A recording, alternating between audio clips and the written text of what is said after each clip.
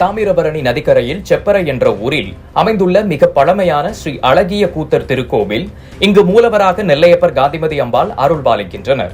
தமிழ்நாட்டில் சிதம்பரம் மற்றும் நெல்லை அருகே அமைந்துள்ள அழகிய கூத்தர் திருக்கோவில்களில் மட்டுமே கொடி பட்டம் கட்டி 10 தினங்கள் உற்சவம் நடைபெறுகின்றது. ஹிரண்யவர்மன் என்கிற சோழ மன்னனின் காலத்தில் செய்யப்பட்டது இங்குள்ள நடராஜா திருவுருவம். இந்த நடராஜர் மூர்த்தியின் அழகினை கண்டு மன்னன் அழகிய கூத்தர் என உருகினான். அதுவே இறைவனின் திருப்பெயராக விளங்கி நின்றுவிட்டது. ஆடல் வல்லானாகிய செப்பரை நடராஜருக்கு வைகாசி திருவாதிரை திருமஞ்சனம் சிறப்பாக நடைபெற்றது. முன்னதாக சங்கு மற்றும் நவ கலசங்கள் கொண்டு பூஜைகள் நடைபெற்றன.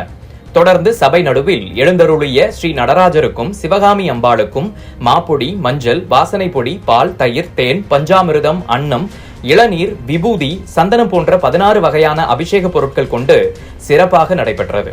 தொடர்ந்து கலசங்கள் ஊர்வலமாக கொண்டு வரப்பட்டு சங்கு அபிஷேகமும் அதனைத் தொடர்ந்து மகா அபிஷேகமும் நடைபெற்றன. பின்னர் நடராஜரை கற்ப கிரகத்தில் எழுந்தருளச் செய்து சிறப்பு அலங்காரம் நடைபெற்றது. நட்சத்திர ஆரத்தி, கோபுர ஆரத்தி, சோடச உபச்சாரங்கள் நடைபெற்றன.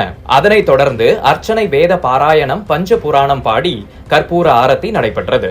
பக்தர்களுக்கு பிரசாதமாக அன்னம், பஞ்சாமிர்தம் வழங்கப்பட்டன.